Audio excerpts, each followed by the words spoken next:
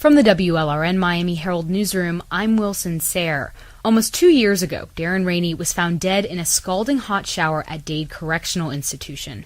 Despite several accounts that the 50-year-old's death was the result of abuse, no one has been held accountable, nor has the medical examiner completed an autopsy. Rainey was mentally ill and convicted of cocaine possession. George Mallinckrodt was a psychotherapist who counseled inmates who came in for mental health problems at Dade Correctional. He's come forward as a former employee to talk about the abuse he saw and fought at the prison. Thank you so much for joining me. Thanks for having me. What did you see when you were working at the prison?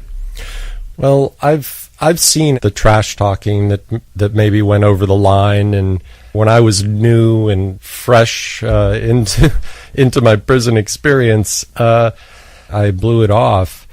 And then as I became more attuned to inmate abuse, I realized that it wasn't just somebody getting beaten.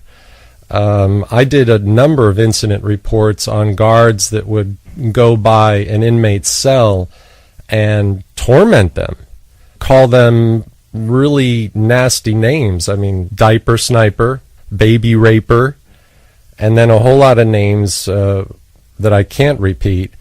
So these guards would get these inmates so riled up that the inmates would then come back at them and start swearing and yelling. And then the guard would say, "I'm writing you up." We called it the bogus DR, the bogus disciplinary report.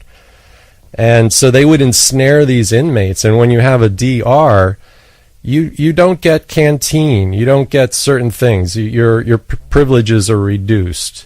It was a game they played that once I became privy to, I realized this is inmate abuse.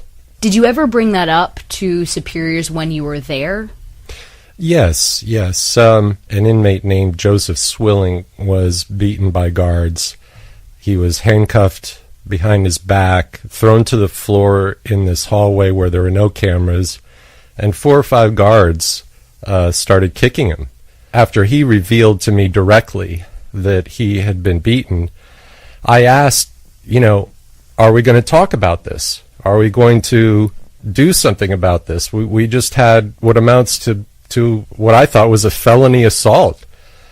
And there was dead silence in the meeting. And then finally, the senior psychologist looked over at me and said, "Well, Mr. Mallinckrodt, if you're having concerns, you should put it in writing." Do you think that there is a lack of means to report these kinds of instances? Do you think it's a lack of response? I mean, if it's so pervasive, why hasn't there been a big push to do something about it? Well, one of the things that happens in the prison is that inmates can do what's called a grievance. And inmates do grievances all the time about inmate abuse. But the general prevailing attitude towards inmates is inmates lie. But what I found out is inmates may lie, but they tell the truth too.